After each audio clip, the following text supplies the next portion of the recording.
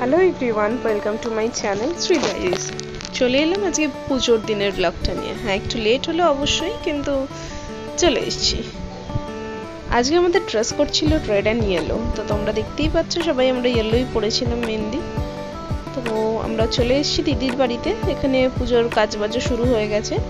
যেহেতু পুজো রাত্রেবেলা থেকে শুরু হয়, সন্ধ্যে থেকে আমাদের সমস্ত আয়োজন করে নিতে হয়। এখানে দিদি আর মা মিলে আয়োজন করছিল, আর তারপর পুরোহিত চলে এসছে। এখানে মায়ের ঘট বসানো হচ্ছে।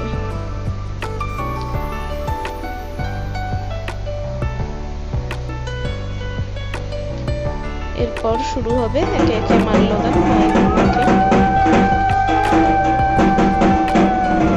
বেলপাতার মালা পরানো হচ্ছে, আর যা যা মালা দিয়েছিল সবাই সেগুলো এক এক করে মাকে পরানো হয়েছিল। এখানে আমরা সবাই দাঁড়িয়ে দেখছিলাম, তো আমি নিজেকেও একটু দেখিয়ে নিলাম। তো কেমন লাগছে আমাদের কমেন্টস করে সবাই জানিও।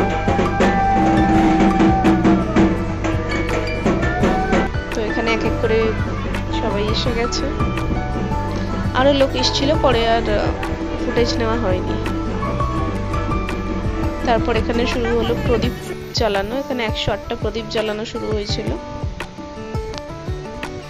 তো এরপর একে একে পুজো শুরু হলো, রাত বাড়তে থাকলো। মোটামুটি আমাদের 3:30 4টে অব্দি পুজো হয়, সারা রাত ধরে চলে এই পুজো।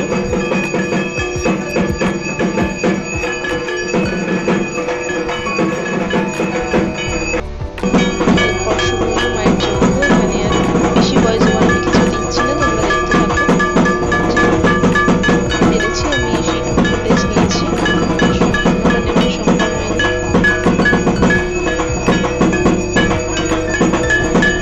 আমি চেষ্টা করছি যজ্ঞটা যাতে তোমাদের দেখতে পারি পুরোটাই।